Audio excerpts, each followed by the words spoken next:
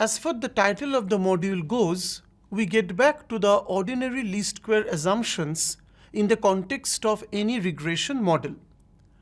In a regression model, it is observed that there is an impact of independent variables on the dependent variable in the presence of a disturbance term. So whenever we are incorporating the disturbance term, we are capturing a lot of omitted factors or unobserved factors which may or may not affect the dependent variable. However, there are certain assumptions that are needed to be done about this disturbance term.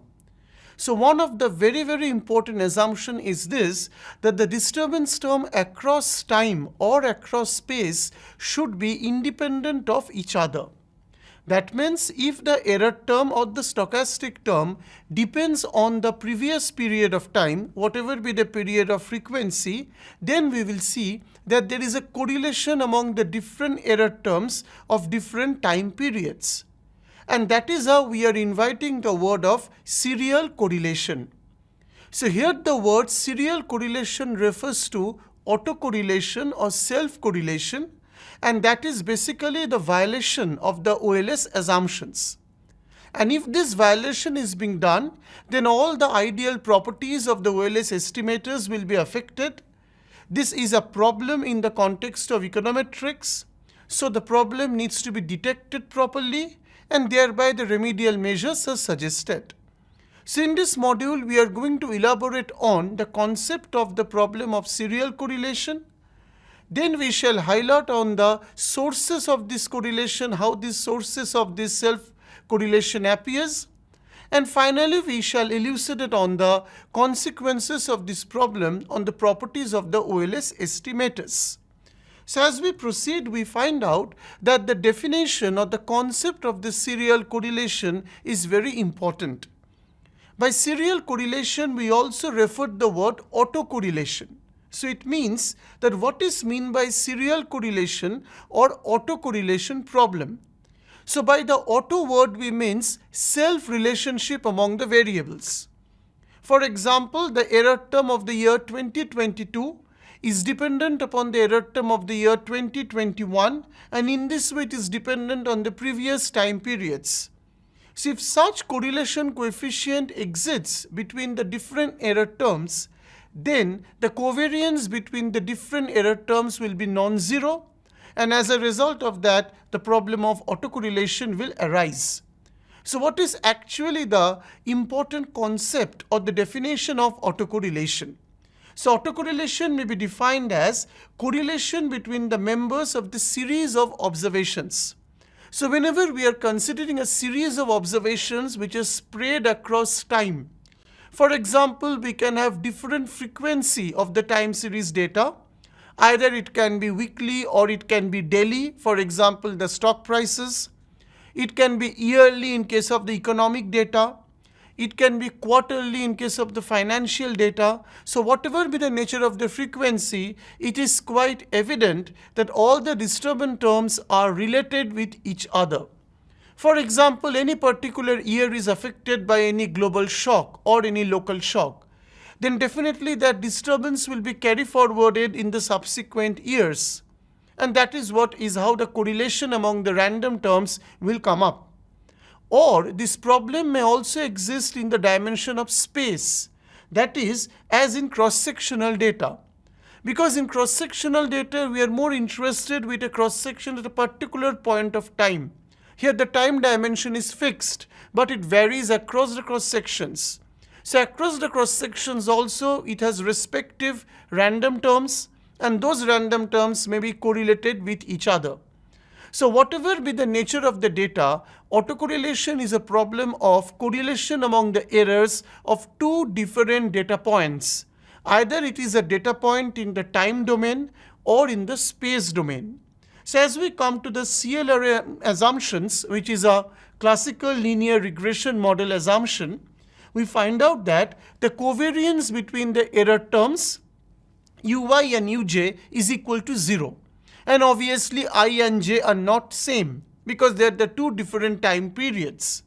But in the presence of autocorrelation, we say that the errors are correlated with each other, or they are dependent on each other such that the covariance happens to be non-zero. And if this is found out, then we have the problem of autocorrelation or violation of the assumption.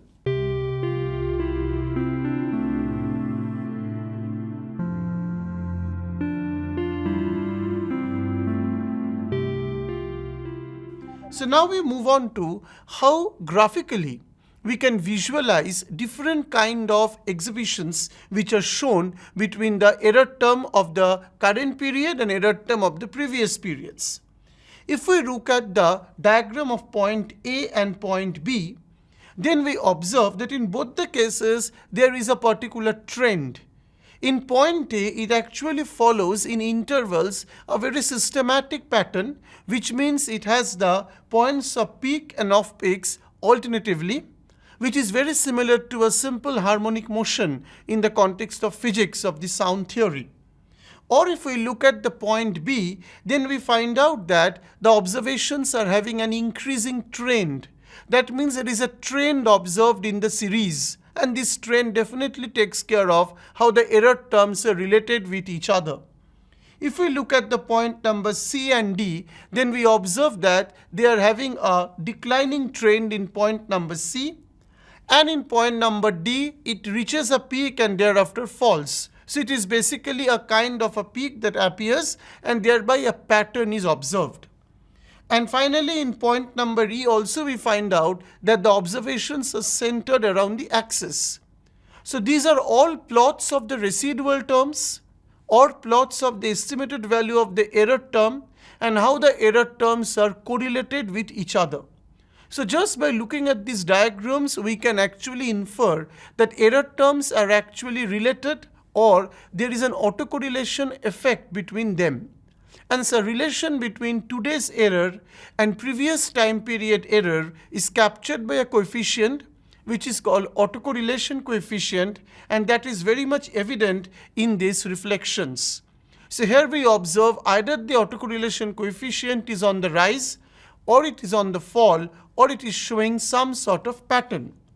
And thereby we are interested to identify in what real life situations this problem of autocorrelation appears when we are dealing with a real life data or any real data information.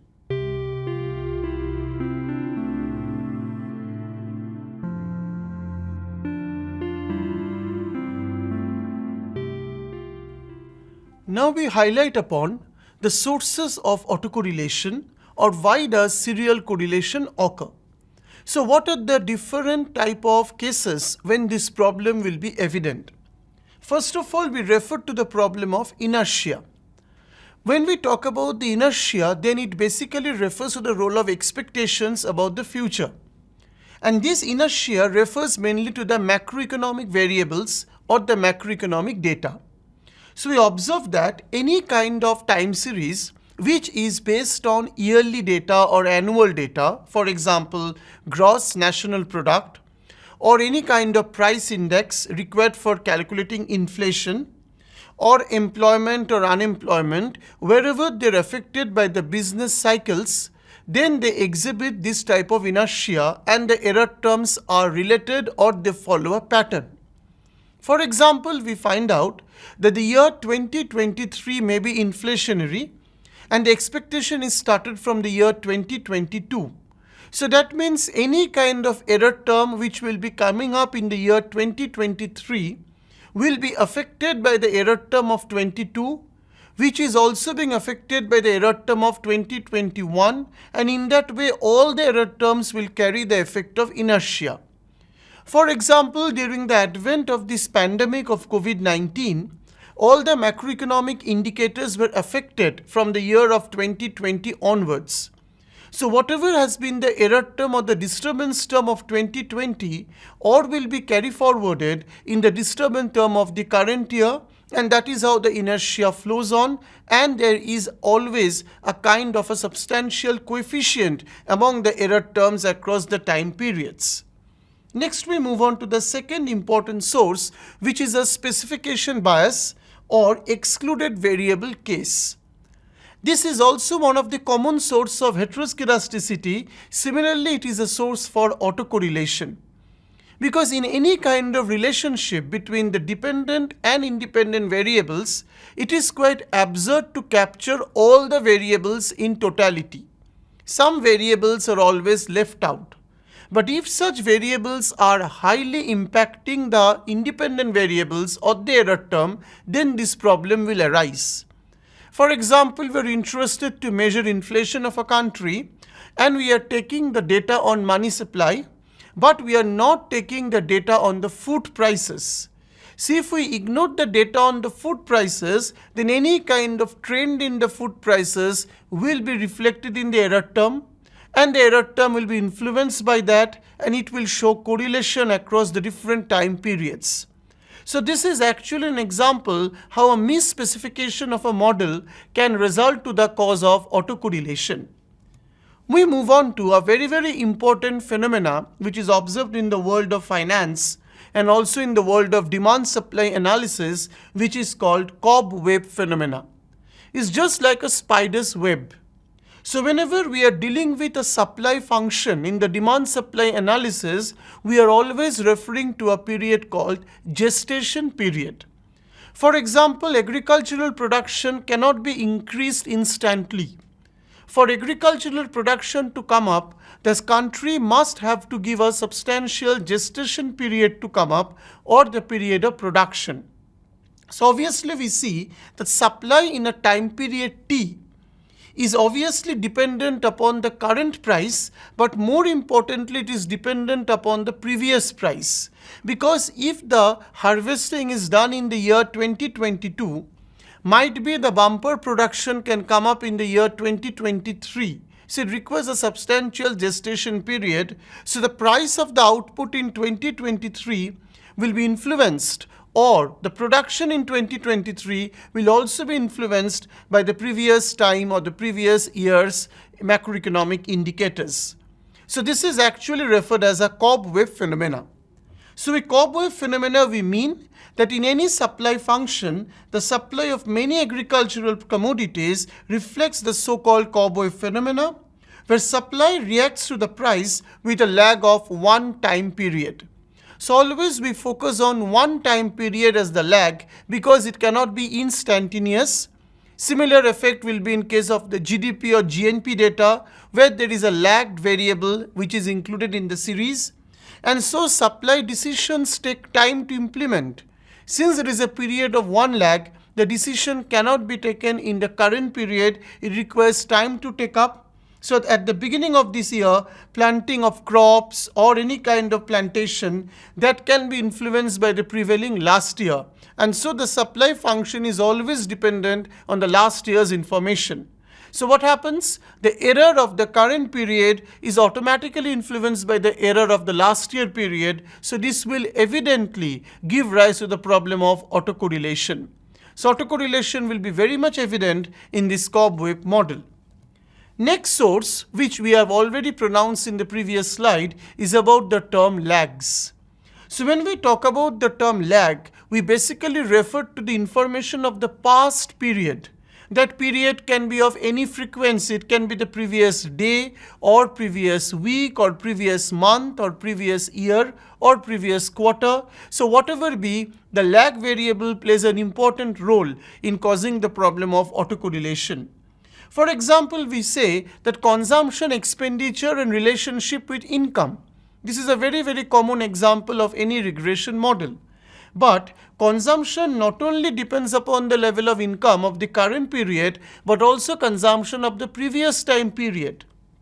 For example, in the previous time period, the individual was very wealthy. So he was following a very, very high level of standard of living and a high lifestyle. But say after the pandemic, his major sources of income has come down. So he needs to actually go for a more structured and a more disciplined standard of living, or rather he has to cut down the expenses. But actually what happens, suddenly cutting down the expenses will be difficult for him because his consumption standards are greatly influenced by the comforts that he enjoyed in the previous time period. So this type of example shows that consumption is not only a function of income of the current period, but also it can be the function of its own variable in the last period. So what we observe? We observe that consumption T minus 1 is one of the lagged dependent variable. So any kind of modeling where the dependent variable is the becoming lagged or independent variable becomes the lag dependent variable, then the problem of autocorrelation is confirmed, because we can see how the error terms will be related to each other. So this is one of the very important theory of investment, where investment is also dependent upon the investment in the previous year. So automatically they are correlated with each other. So past year's information is affecting them, and that is how the importance of lags give rise to the problem of autocorrelation.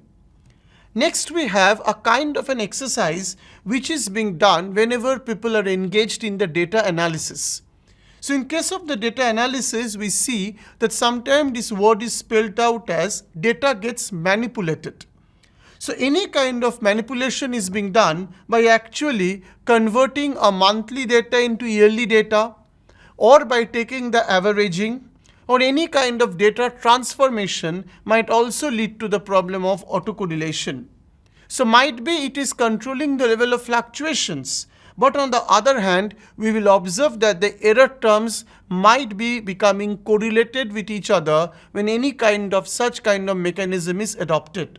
So it is said, so graph plotting quarterly data looks more smoother than the monthly data. So if we are not interested with the quarterly data because it is showing a pattern and we want a smooth trend, we may convert quarterly to monthly data. But by doing so, we are basically smoothing the level of fluctuations. But on the other hand, we are introducing autocorrelation.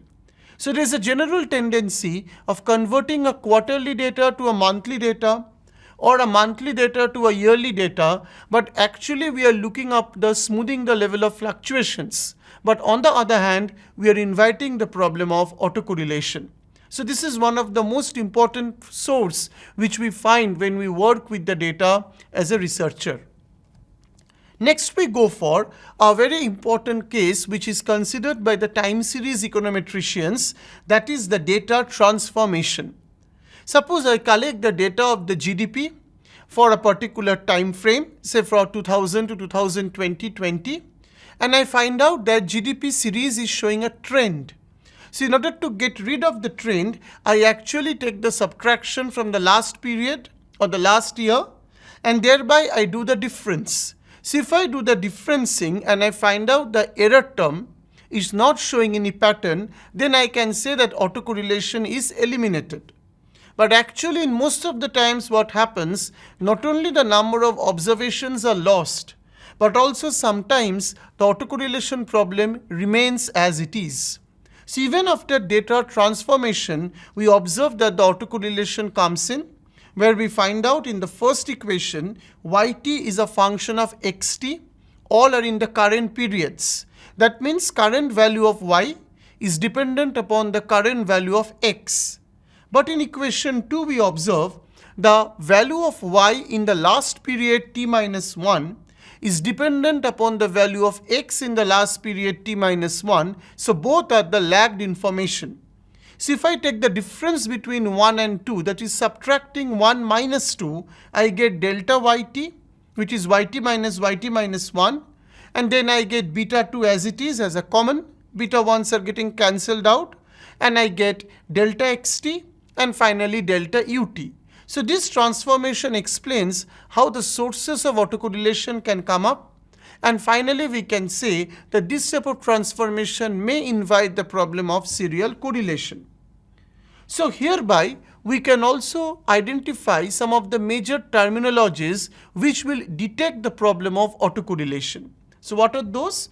Non-stationarity. So this slide we are actually defining when we consider a data to be stationary or non-stationary. Stationary means that the mean and the variance do not change with time. So as I increase the number of observations, my mean is changing or the variance is rising. These are not to be done in a stationary data. But if the data is showing any trend, or the data is showing a changes in the mean and variance, then definitely it is showing the pattern of autocorrelation. So this is one of the sources of autocorrelation. So here we observe the particular sources of autocorrelation which mainly arises from the presence of lags, the presence of cowboy phenomena or manipulation of data, or we invite the term non-stationarity in the data set, or it can be due to the misspecification or any kind of inertia that the variable is already having. And thereby the sources of autocorrelation are evident in any kind of real life time series data. Now we focus on the types of autocorrelation. So by types of autocorrelation we mean either a positive trend or a negative trend is to be observed. If it's a positive trend, then it's a positive autocorrelation, otherwise it's a negative autocorrelation. Moreover, we can have two more defined types, which is pure and impure. So by pure autocorrelation we mean that the autocorrelation is of first order, which means the error term in the time period t is dependent upon the error term in the previous time period with a coefficient which is called ρ1, and this ρ1 is called autocorrelation coefficient because it captures the correlation between the error term of the current period with that of the previous period.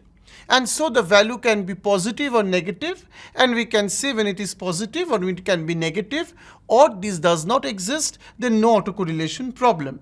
Sometimes we deal with a seasonal data, then we can go for 4 quarters and thereby we can go for row 4. Secondly, we can move on the impure autocorrelation. In impure autocorrelation, we cannot identify the source of autocorrelation, nor can we calculate the autocorrelation coefficient ρ. So here the problem is either it is inherent in the functional form, or due to any kind of omitted variables, or we drop a variable and we check, or we go for a better specification like data transformation as we do in heteroscedasticity, and we get rid of the problem.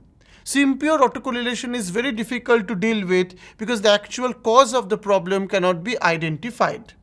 So this autocorrelation types basically refers to the 4 types: positive, negative, pure and impure.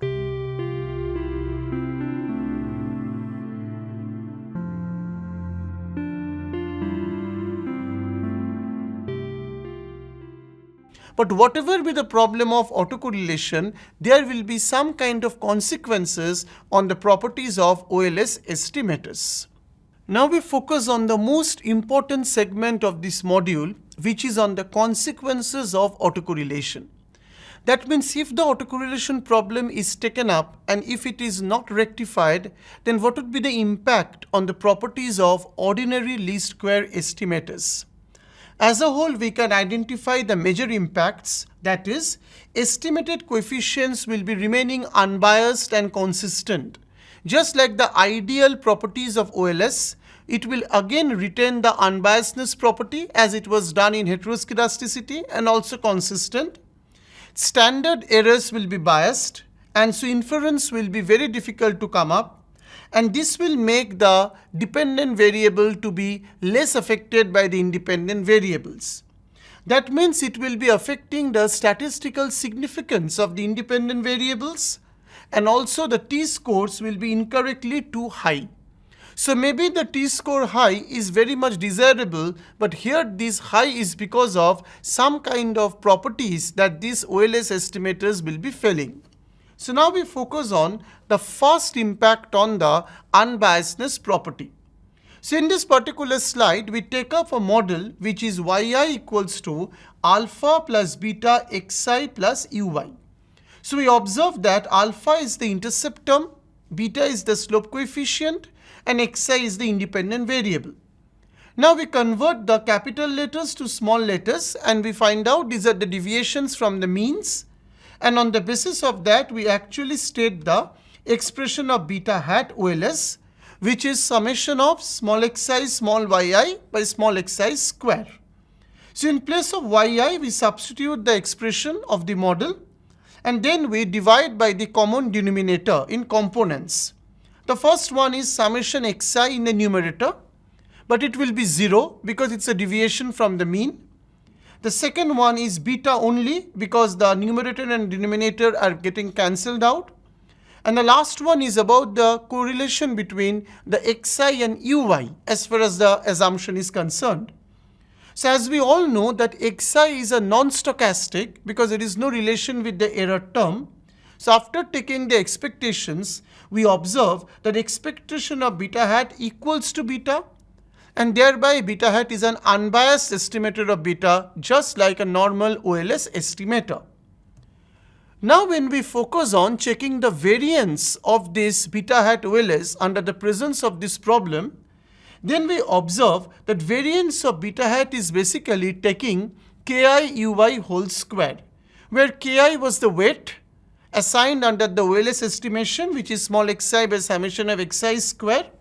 So where we have the own terms like ki square, uy square, and also the cross terms, which is very important here because the cross term shows the correlation among the errors of different time periods where I and j are not equal.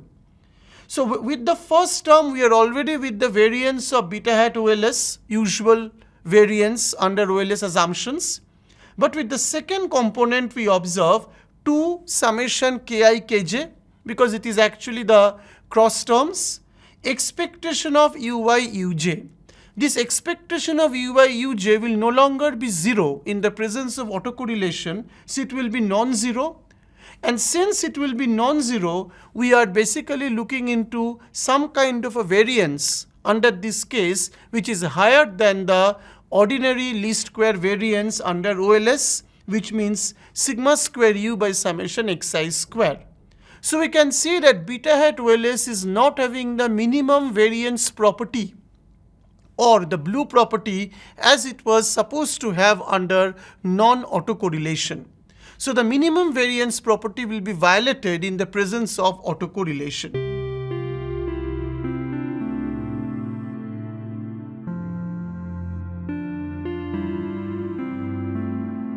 So what we actually sum up in the consequences of autocorrelation, that OLS estimator is unbiased, which is retaining, but the OLS estimator has no minimum variance property. So it does not satisfy all the blue properties. Maybe it is satisfying the unbiasedness property, but not the minimum variance property. So now we go for the summing up of this particular module, where the module highlights on the concept of autocorrelation, that is basically the definition, the areas when this autocorrelation will arise, mainly the sources, and finally it will be considering on the consequences of autocorrelation. That is very important because the OLS estimators will be getting affected either in terms of the violation of the minimum variance property despite the unbiasedness property is retained.